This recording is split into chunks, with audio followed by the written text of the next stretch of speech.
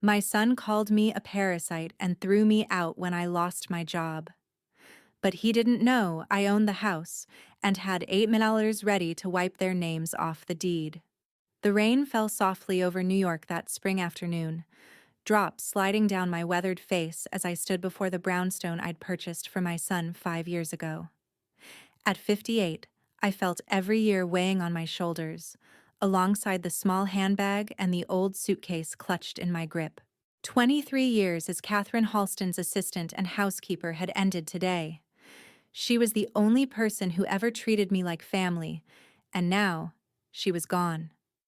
I took a deep breath and knocked on the door. In my mind, I was coming home, but something in my gut told me I was walking onto a battlefield. My name is Margaret Turner. No husband, not anymore. No biological children. Just Brandon West, the boy I adopted from St. Michael's Orphanage when he was 4. The boy with the crooked smile and congenital heart condition that required 3 surgeries before he turned 12. The boy for whom I sacrificed everything. Richard, my ex-husband, gave me an ultimatum when Brandon first came into our lives. It's me or someone else's kid. I chose Brandon without hesitation. Richard couldn't understand why I'd throw away our marriage for damaged goods from who knows where. But when you look into a child's eyes and promise to be their mother, you don't break that promise. Not for anyone. For 28 years, I worked myself to exhaustion. Cleaning houses during the day, waiting tables at night, mending clothes in whatever hours remained. All to afford Brandon's medications, his education, his chance at life. When Catherine hired me as her assistant, it felt like divine intervention. Stable income, health insurance, and respect I hadn't known existed in employment. Now Brandon was successful, at least on paper. Executive at a marketing firm, married to Lydia, a literature professor's daughter who never missed an opportunity to remind me of my lack of formal education. Their home, my gift to them, was filled with books I couldn't discuss and art I couldn't appreciate, according to Lydia. The door swung open. Brandon stood there, designer clothes clinging to his tall frame, surprise quickly morphing into annoyance on his face. "Mom, what are you doing here? Why didn't you call first?" Before I could answer, I blurted out, "I've left my position with Mrs. Halston." His expression transformed instantly, eyes widening then narrowing. "You what? You quit? How could you just quit without discussing it with me first? This is literally the worst timing. We're underwater with the mortgage refi and Lydia's student loans." "Brandon, I didn't quit. Mrs. Halston passed. Do you have any idea what you've done?" He cut me off, voice rising. "What? You think you can just retire now? Move in here and we'll take care of you? Don't forget who pays the property taxes on this place." I stood silent, the truth about Catherine's generosity locked behind my lips. $8 million in a trust fund with my name on it. Her final words echoed. "When you find yourself no longer being treated as human, Margaret, use this money to start fresh. You don't need anyone." My instinct screamed that revealing my newfound wealth now would be a mistake. Something felt wrong, had been wrong for months. "You've been a money printer my whole life, and now you're just shutting down?" Brandon continued, his words slicing deeper than any knife. "Do you know what a burden this is? Sometimes I think taking you in was the biggest mistake of my life." I flinched. Taking me in? When had our roles reversed in his mind? "If you hadn't left Dad, I could have had a normal life like everyone else," he spat, and my mind stuttered to a halt. How could he possibly know about Richard? I'd never told Brandon the circumstances of our divorce. He was too young to remember, and I never wanted him to feel responsible. "You need to figure this out," Brandon said, shoving my suitcase back toward me. The zipper caught, spilling my modest belongings across his perfect porch. I stared at the house I'd sacrificed decades to provide, now a hell-labeled family, and felt something harden inside me. No more sacrifices, no more kneeling. Enough was enough. As I gathered my scattered belongings from the porch, the front door remained open, not as an invitation, but as Brandon's reluctant acknowledgement that he couldn't leave his mother on the doorstep in the rain. Not with nosy neighbors watching anyway. Inside, I found Lydia lounging on the cream sectional sofa I'd helped them pick out 3 years ago. Her mother, Vivian, sat primly beside her, both of them eyeing me like I was tracking mud on their imported rug. This was the dynamic I'd grown accustomed to. Brandon, Lydia, and the ever-present influence of Vivian, who never missed an opportunity to remind everyone of her status as a university professor. Lydia's father, a local government official, made fewer appearances, but his shadow of respectability loomed large whenever the family discussed their legacy. The house, my greatest financial sacrifice, stood as a monument to the life I'd wanted for Brandon. 3 bedrooms, a backyard, in a neighborhood with good schools. I'd worked extra shifts for 7 years to save the down payment, then signed it over to Brandon and Lydia as a wedding gift. My name nowhere on the deed, but my blood and sweat in every floorboard. "You could have called first," Lydia said, not bothering to stand. "We have a dinner reservation at 7. I set my suitcase down carefully. "I thought I'd come back to help. I heard you're planning to start trying for a baby soon." The room went silent. Brandon shot Lydia a look I couldn't quite interpret. "Yes," Lydia finally said, hand unconsciously moving to her still flat stomach. "We've been discussing it." "That's wonderful." I smiled, genuine warmth flowing through me despite everything. A grandchild. "I can help with the cooking, cleaning, and after the baby comes. After the birth, I'll need professional postnatal care." Lydia cut in with a thin smile. "Not housekeeping skills."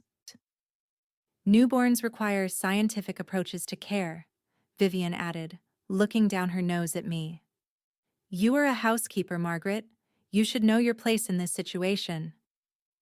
The words stung, but I'd grown a thicker skin over decades of similar comments. "If you already have someone to help, I won't interfere." "Good," Lydia nodded quickly. "But you will contribute to the nanny costs, right? If you're not going to help physically, you should support us financially." "Exactly, Mom," Brandon jumped in, relief evident in his voice. "You shouldn't have quit your job. We need the money. Was it just because you were tired?" I stood there, stunned into silence. I wasn't coming home to rest. I was just a talking ATM to them. My presence was tolerated only as long as I provided financial support. "I'm 58, I said quietly. "I want to retire." Lydia laughed, the sound sharp and cutting. "Retire? On what? You don't have a pension. Maybe you qualify for welfare?" I felt heat rising to my face. "I paid off the loan for this house. Now I just want some peace in my remaining years."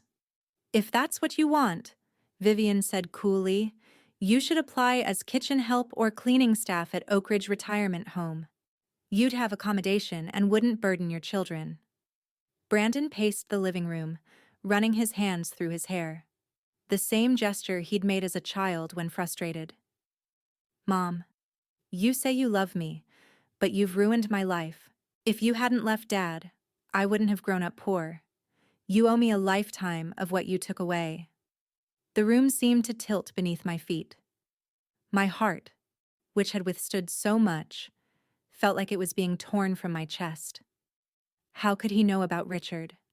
I'd never told him the circumstances of our divorce. He was too young to remember Richard, and I'd never shared those painful details. Then it hit me with stunning clarity. Brandon knew he was adopted.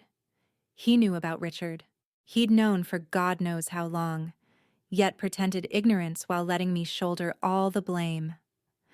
I looked at this stranger wearing my son's face, this man I'd nursed through illness, whose homework I'd helped with despite my limited education, whose tears I'd dried and dreams I'd funded, and saw the cruel truth I'd been avoiding for years.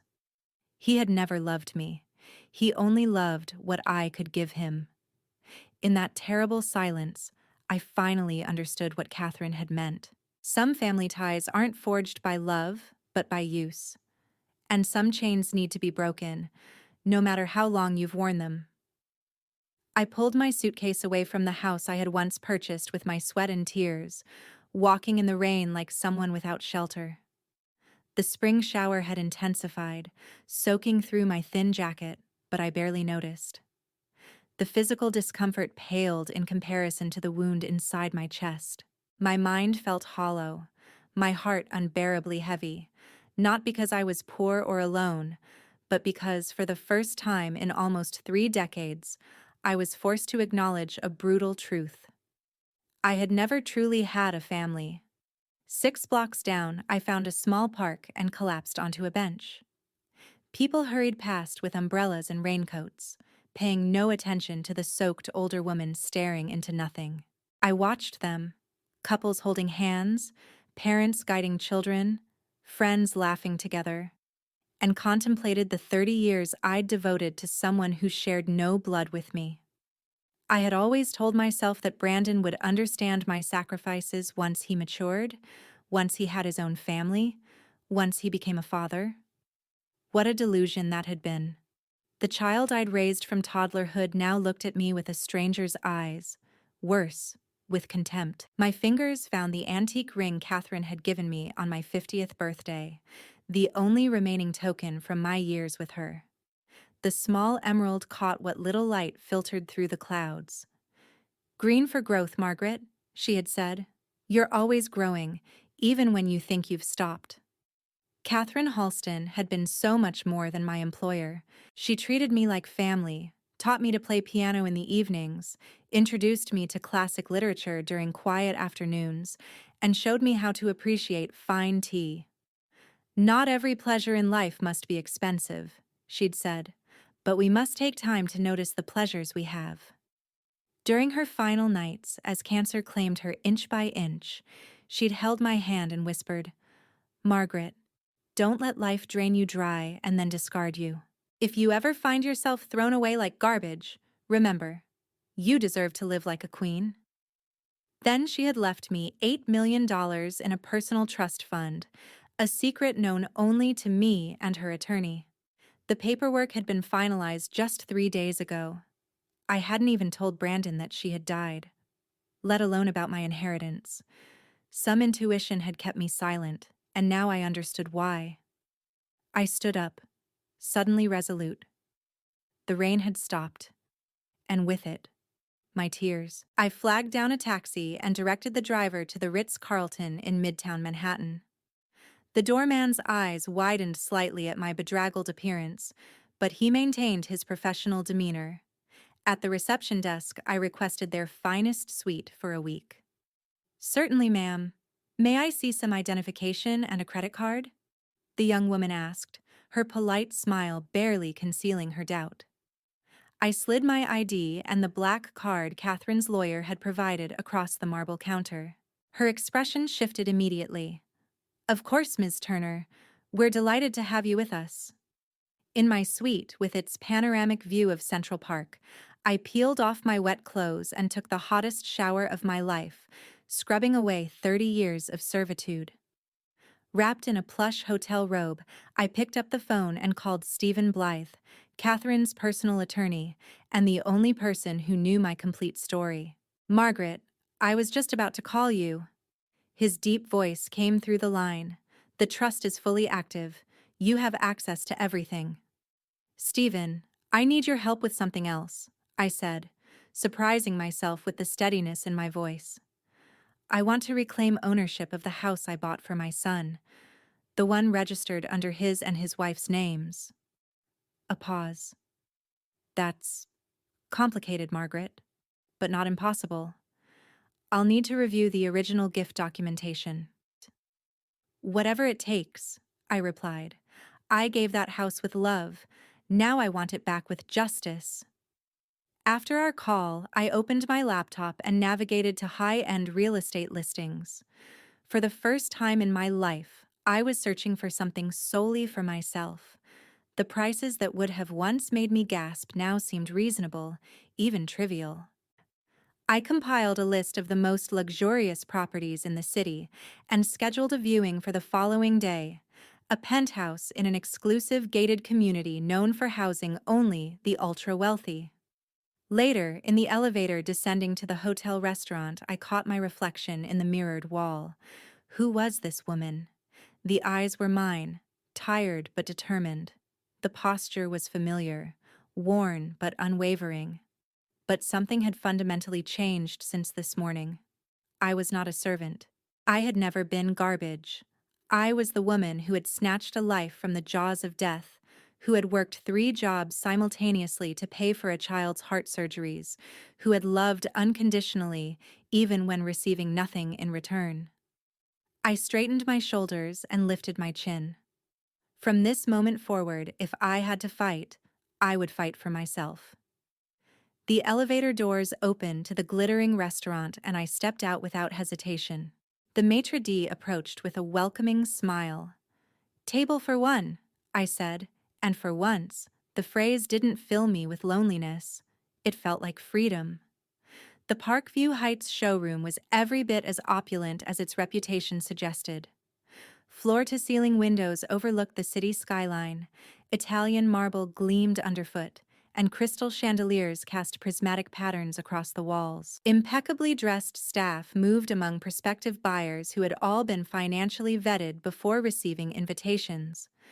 I had dressed carefully that morning, a modest navy dress, pearl earrings Catherine had given me, hair neatly styled. Not extravagant, but dignified. Still, I felt the skeptical glances as I entered. A woman my age, alone, without the telltale signs of old money, I didn't fit their expected clientele profile. A young woman approached me with a genuine smile that stood out among the practiced ones. Her name tag read, Monica, and a smaller notation indicated she was in training. "Welcome to Parkview Heights, ma'am. I'm Monica. May I offer you a tour of our model residences?" Before I could answer, a sharp voice cut through the ambient conversation. "Margaret, is that really you?" I turned to see Chloe Richardson striding toward us, Vivian's niece and Lydia's cousin. I'd met her at Brandon's wedding, where she'd pointedly avoided conversation with the help. Now, she wore her designer suit like armor and her smirk like a weapon. "What are you doing here?" She laughed, loud enough for nearby groups to turn. "This is a multi-million-dollar property showcase, not a food bank." Monica shifted uncomfortably beside me. "Ms. Richardson, I was just about to—" "I'll handle this, Monica," Chloe snapped, then turned back to me. "She's not qualified. Please escort her out before she wastes everyone's time." I remained perfectly still, my expression neutral as I reached into my handbag and withdrew the financial verification document Stephen had prepared for me. "I believe this addresses any concerns about my qualifications," I said, extending the folder. Chloe snatched it, flipping it open with theatrical disdain. Her eyes widened momentarily before she forced another laugh. "5 million in assets? A housekeeper with $5 million?" She looked around, seeking audience validation. "This has to be fraudulent." I calmly took out my phone, opened my banking app, and displayed the screen to her. 8,342,000 to be precise. Would you like to see the transfer confirmation from Catherine Halston's estate as well? The atmosphere in our corner of the showroom shifted palpably. Several onlookers who had been pretending not to listen suddenly found legitimate reasons to edge closer. Chloe's complexion flushed, but she rallied quickly. "Well, I suppose we all know how you got that money, don't we?" Her voice rose, ensuring maximum audience. "Living with a wealthy woman all those years, everyone knows what kind of services get rewarded with that kind of money." A collective intake of breath rippled through the bystanders. Monica looked mortified. I stepped closer to Chloe, my voice low but perfectly clear. "Are you sure you want to make accusations about how people earn their money, Chloe? Because Brandon once mentioned how you secure your real estate contracts through, Overnight meetings with wealthy clients. Her face drained of color. The insinuation wasn't true. I'd invented it on the spot. But the reaction from the crowd told me Chloe's reputation wasn't as pristine as her outfit. That's a lie, she stammered. But the damage was done. Whispers circulated immediately. Monica squared her shoulders and stepped between us. Ms. Richardson, you're creating a scene and insulting a potential client. I'd like to continue assisting Ms. Turner. Her voice trembled slightly, but her gaze was steady. I smiled at Monica. Thank you. I'd like to purchase today. One residence for living, another as an investment property. The room fell silent. Chloe stood frozen, panic flashing behind her eyes. The commission on 2 properties would be substantial, and she'd just sabotaged herself. I'd also like to speak with your project manager, I added. Alex Donovan, the development's managing director, appeared within minutes. After hearing both sides and witnessing Chloe's continued unprofessional behavior, he apologized profusely and asked Chloe to leave the premises immediately. She's lying, Chloe hissed, backing away. She's just a maid. You can't believe anything she says. That's enough, Alex said firmly. Security will escort you out.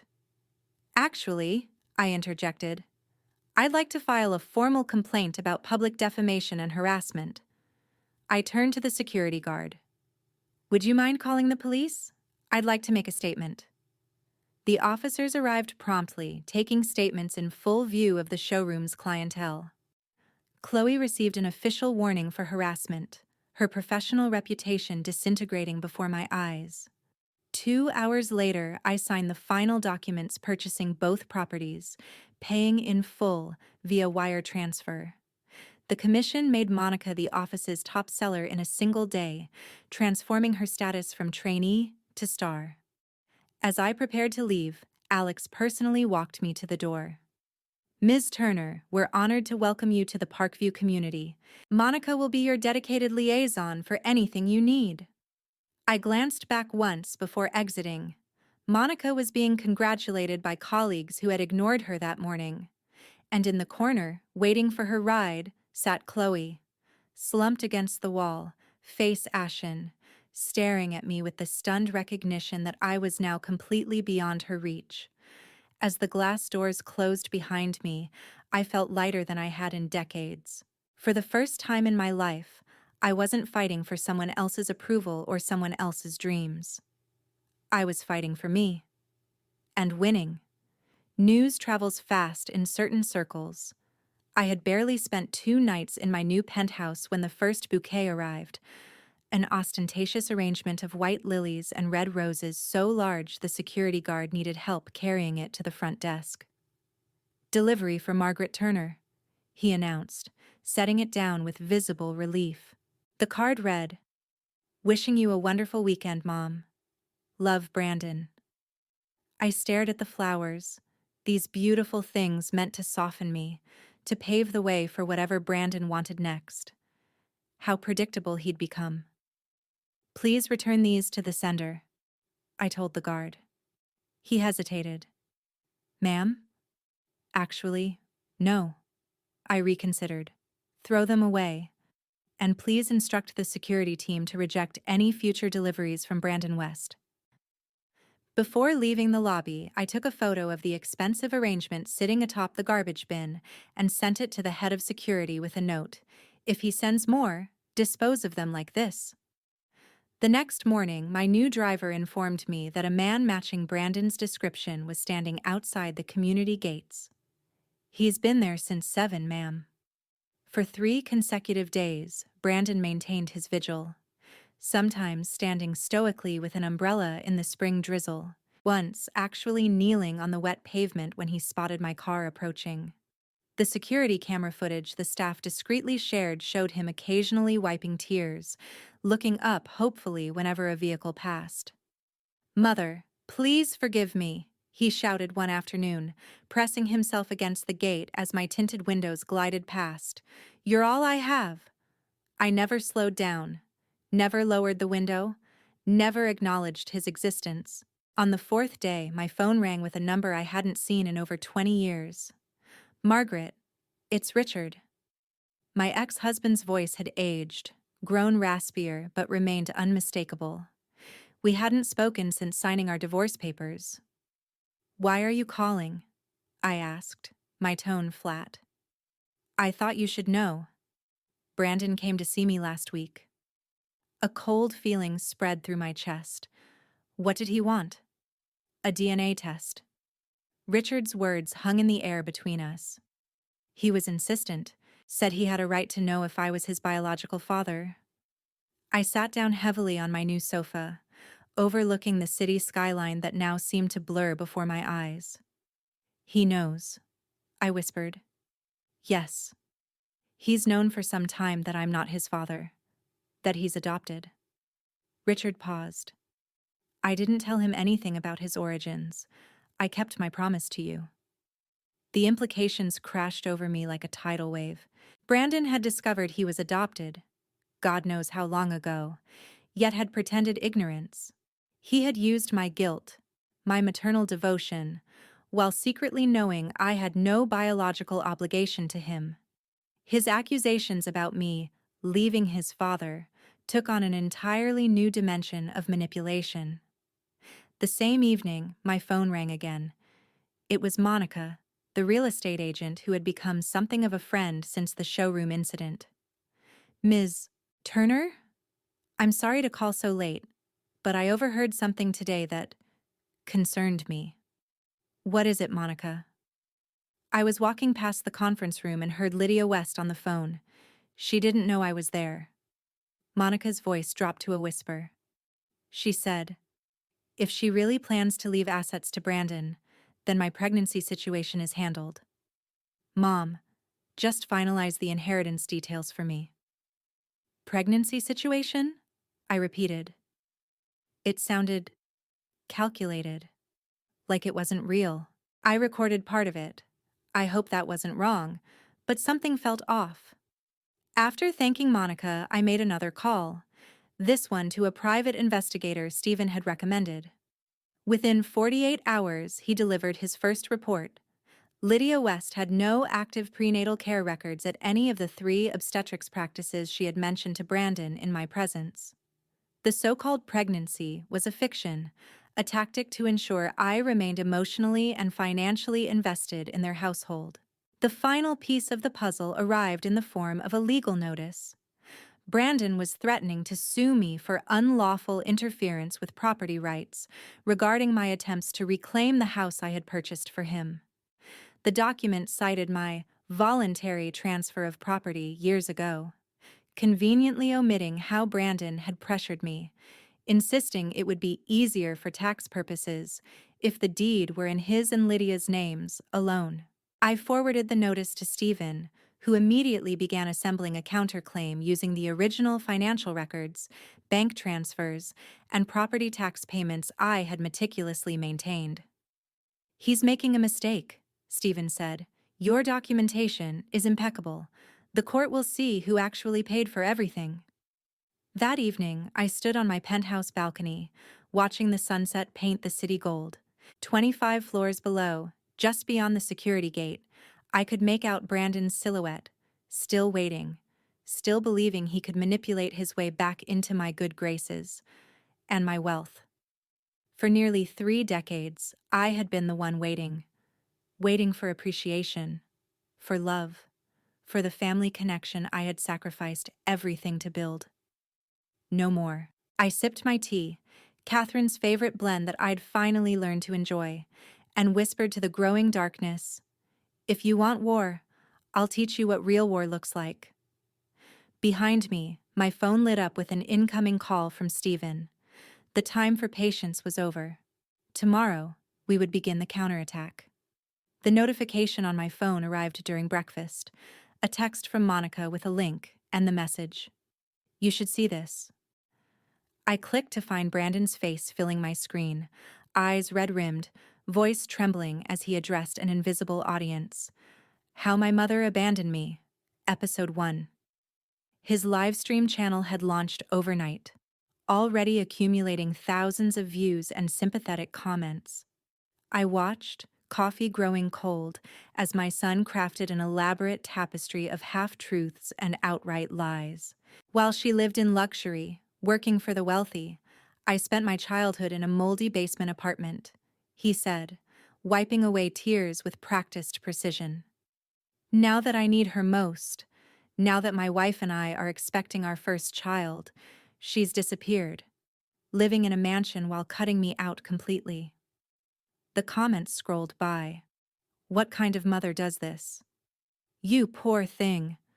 Set up a donation link. By the third episode, Brandon had monetized his channel, secured sponsorships from family-oriented brands, and amassed over 100,000 followers. Each video featured new accusations. I had prioritized my employer's family over him. I had hidden money to avoid supporting him. I had abandoned him during his most vulnerable time. Enough, I said aloud to my empty living room. If he wanted to wage war through public opinion, I would meet him on that battlefield. I created my own channel. So this is the mom who abandoned Brandon. The title was deliberately provocative, designed to draw his viewers across. For good measure, I transferred $3,000 to Brandon's public donation account with the memo, "From the abandoned mother." The notification of my sizable donation had the intended effect. Within hours, thousands of his followers had come to my channel out of curiosity. For my first broadcast, I sat in a simple chair by the window, surrounded not by luxury but by documents I'd gathered from a storage unit, the physical evidence of our shared history. My name is Margaret Turner, I began, my voice steady. I'd like to tell you about a 4-year-old boy I found abandoned in a dumpster behind St. Michael's Hospital 28 years ago. I held up the first document. Adoption papers, yellowed with age. I wasn't looking to be a mother that night. I was working a late shift cleaning the hospital, but I heard crying. I paused, the memory still vivid. He had a congenital heart condition. The doctors said he would need multiple surgeries to survive. One by one, I displayed the evidence of our shared history. Hospital bills spanning years, each representing months of overtime shifts. School records showing my attendance at every parent-teacher conference despite working 3 jobs. The deed to Brandon's house with the payment history in my name.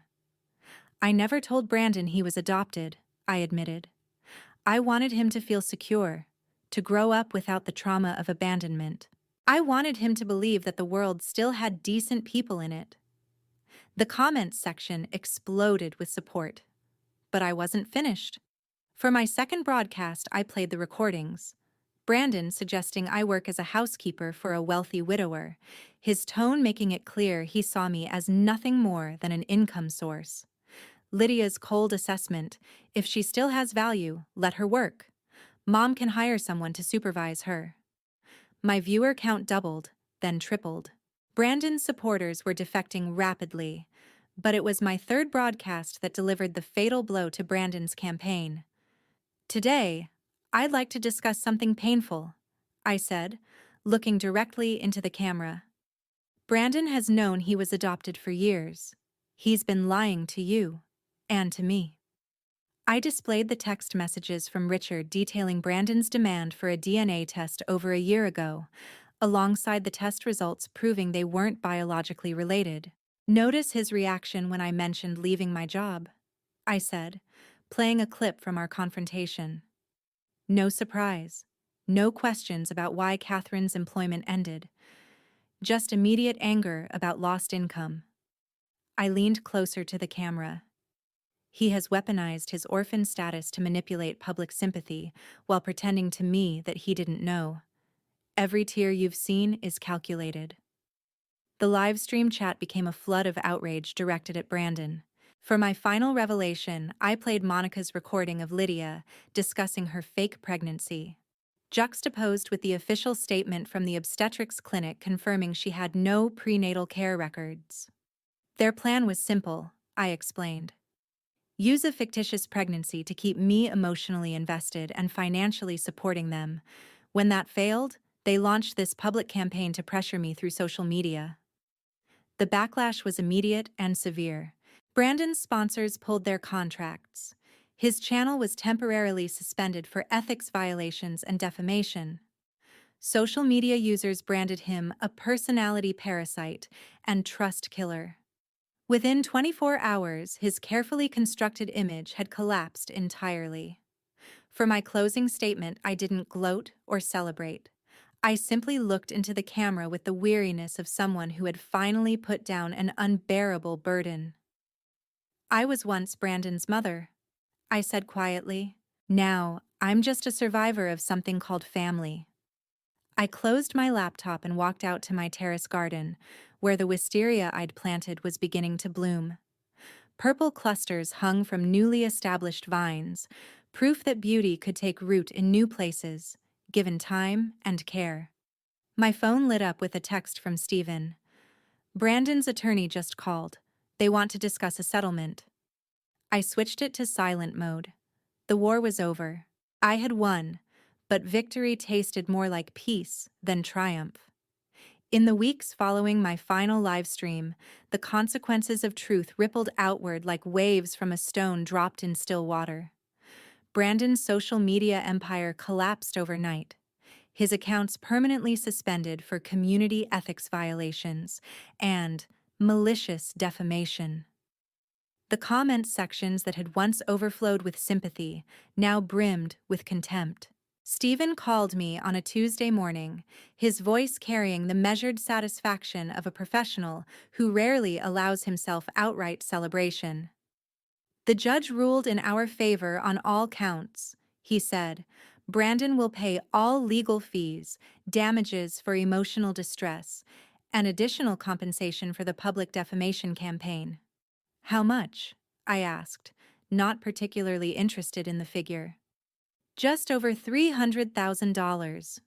I laughed softly. Money he doesn't have. True, Stephen acknowledged, but the judgment stands. More importantly, he's legally prohibited from making any further public statements about you. The silence that followed felt strangely anticlimactic. Victory was supposed to taste sweeter than this hollow relief. 2 days later, a lifestyle magazine published an interview with Lydia. She wasn't photographed for the piece, a telling detail for someone who had once insisted on professional family portraits every Christmas. The article mentioned that Vivian had been suspended from the University Ethics Committee pending an investigation into familial complicity in public fraud. I was raised to be rational, Vivian was quoted saying. My daughter chose a different path. The terse statement was the closest thing to an apology their family would ever offer. By month's end, public records showed that Lydia had filed for divorce, quietly moving out of the house I had once purchased. The house itself became the focus of my final legal battle. For 4 months, Stephen and I assembled a meticulous case, original bank transfers, payment histories, statements from contractors who remembered me selecting every fixture and finish. Catherine's former financial advisor testified that she had often commented on my dedication to saving every penny for Brandon's house. Men. When the judge ruled in my favor, declaring me the rightful owner with the authority to evict any current occupants, I felt no triumph. Only the quiet satisfaction of reclaiming something that had always been mine. The first time I walked back into that house, dust motes dancing in sunbeams through the curtains I had chosen years ago, I ran my fingers along the banister I had polished countless times. It was like recovering a stolen piece of my past, not particularly valuable to anyone else, but irreplaceable to me. I didn't follow Brandon's downward spiral, but news occasionally found me anyway. A former colleague sent a video clip 6 months later. Brandon in Toronto, disheveled, sitting beside a dumpster behind a restaurant, vacantly chewing on a piece of discarded bread. He used to be famous, you know, said the person filming. Made up stories about his birth mother abandoning him. Got exposed. Went crazy for real after that. I closed the video before it finished. There was no satisfaction in seeing him reduced to this, only emptiness, like reaching the final pages of an unfinished book. The story had ended, but without resolution. I systematically cut all connections to my former life. Brandon, Lydia, Vivian, and anyone who had enabled them were blocked from every communication channel. I didn't announce my departure or offer explanations. I simply vanished from their world as if I had never existed there. In the end, I sold both luxury properties I had purchased in that first flush of vindictive freedom. The market had risen, and Stephen helped me time the sales perfectly. The profits, combined with Catherine's inheritance, created a fortune I still wasn't accustomed to possessing. On a crisp autumn morning, I drove west until the city skyline disappeared in my rearview mirror. I found a small lakeside town where streets were lined with maple trees and neighbors still brought welcome baskets to newcomers. My new home was neither extravagant nor humble, a comfortable craftsman with a wide porch and windows that caught the afternoon light. The garden had space for wisteria and roses. The kitchen had room for students, should I ever decide to teach the cooking skills I'd acquired over decades. On my first evening there, I sat on the porch swing with a cup of Catherine's favorite tea and watched the sunset turn the lake to gold. No one in this town knew my story. No one looked at me and saw Brandon's mother or Catherine's assistant. For the first time in my life, I existed solely as myself. I had spent 58 years being defined by my relationships to others: wife, mother, employee. Now, at 59, I was finally just Margaret. That night, I wrote a single entry in a new journal. Today is the first day of the life I choose for myself. I closed the book, not yet knowing what would fill its remaining pages, but certain they would be written entirely in my own hand. A year passed in my lakeside town, then another. Seasons changed outside my windows, windows I had chosen in a home I had purchased solely for myself. The small house with its sun-filled art room and kitchen perpetually scented with freshly ground coffee became my sanctuary. Each morning I walked along the shore, nodding to neighbors who knew me only as Margaret, the quiet woman who frequented the local bookstore and joined the senior art class at the community center. Each afternoon I played piano, Catherine's old lessons flowing through my fingers, the melodies filling rooms that never echoed with angry voices or manipulative demands. There was a strange luxury in this simplicity. No one called me Mom as a prelude to requesting money. No one told me I should try a little harder to please others. I was myself, not a servant, not a family pillar, not an eternal sacrifice on the altar of someone else's happiness. During my second summer, the bookstore owner's granddaughter interviewed me for a school project about newcomers to town. "Do you ever regret adopting your son?" she asked bluntly, with the refreshing directness of youth. I smiled, answering honestly, "No, I only regret not learning to love myself sooner." She tilted her head, waiting for elaboration. "Life taught me that kindness is precious," I explained. "But without boundaries, it becomes the knife that kills the giver." She nodded as if she understood, though I suspected such wisdom required years of painful experience to truly comprehend. That evening, I rediscovered an old letter while organizing my piano books, a note from Catherine I had tucked away years ago and forgotten. The paper had yellowed slightly, but her elegant handwriting remained clear. "My dear Margaret, if you ever look around and find everything has turned against you, remember this. It isn't the end, but the beginning. The moment when the universe clears away what no longer serves you is the moment your true life can finally start. I have watched you give everything to others. I hope someday you'll learn to give that same devotion to yourself. With immeasurable affection, Catherine." I folded the letter and placed it beside the piano, my heart light as the breeze through my open windows. 3 years to the day after leaving the city, I stood beside the lake at sunset, holding the deed to my house, now signed over to the local charity that provided housing for single mothers escaping difficult circumstances. The golden light caught the silver in my hair as I handed the document to the organization's director. Inside the folder, I had written a note.